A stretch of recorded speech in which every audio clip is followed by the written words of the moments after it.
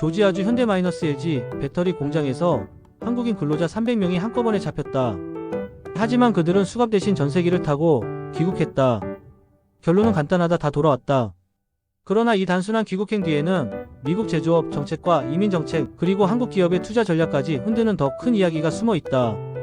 이번 사건은 단순한 불법 체류 단속이 아니다. 미국 땅에 거대한 공장을 짓고 수천 명의 미국인 일자리를 약속했던 한국 기업들의 투자, 신뢰가 시험대에 올랐다는 사실, 그게 더 무겁다. 문제의 뿌리는 미국 비자 제도의 구조적 공백이다. 숙련 기술자를 단기간 합법적으로 투입할 수 있는 제도가 없고 기업들은 늘 편법에 가까운 방법으로 사람을 보내왔다. 그동안은 눈 감아줬지만 이번에 미국 정부는 강경 집행으로 이 회색지대를 단칼에 잘라버렸다. 사건의 현장을 보자.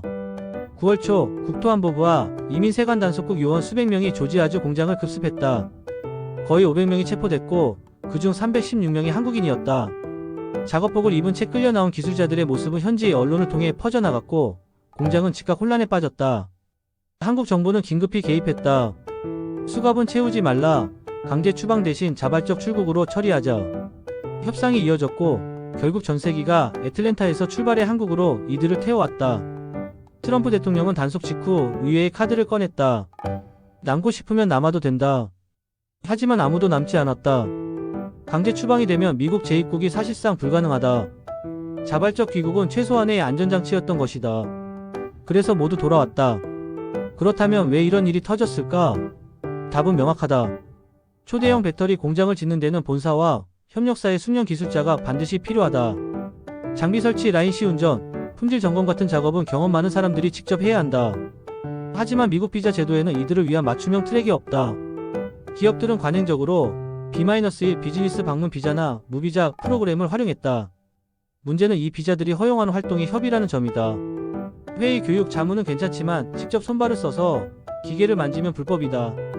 현장에서는 시운전 지원과 생산적 노동의 경계가 늘 모호했지만 이번에 미국은 단호하게 이건 노동이다라고 못 박았다. 미국 정부의 의도는 두 가지다. 첫째, 불법 고용을 차단하겠다는 법 집행 의지. 둘째, 국내 정치적 신호다.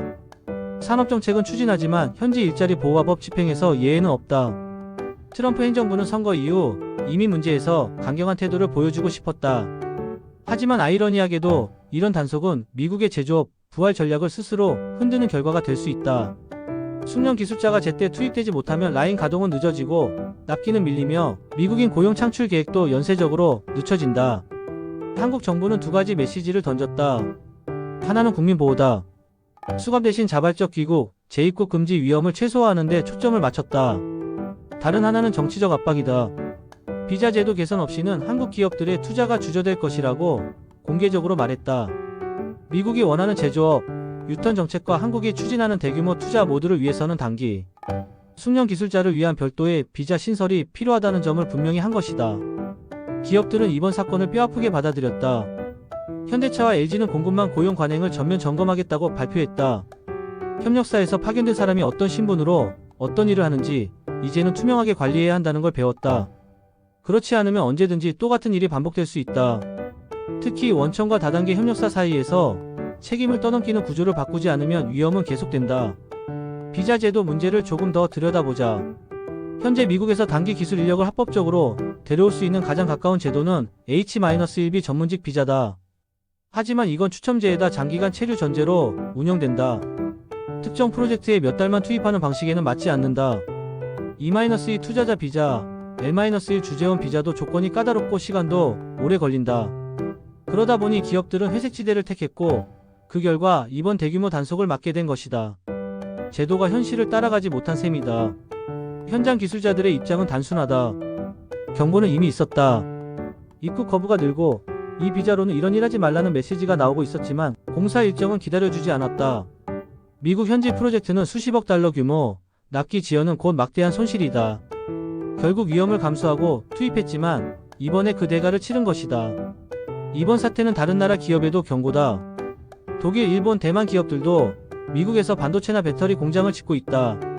이들도 숙련 기술자 투입 문제에서 똑같은 장벽을 마주하고 있다. 만약 제도적 해법이 마련되지 않는다면 이번과 같은 충돌은 반복될 수 있다. 마지막으로 이번 사건이 남긴 교훈을 정리해보자. 공장만 세운다고 제조업이 돌아오는 건 아니다. 숙련된 사람을 합법적으로 빠르게 투입할 수 있는 제도적 다리가 필요하다.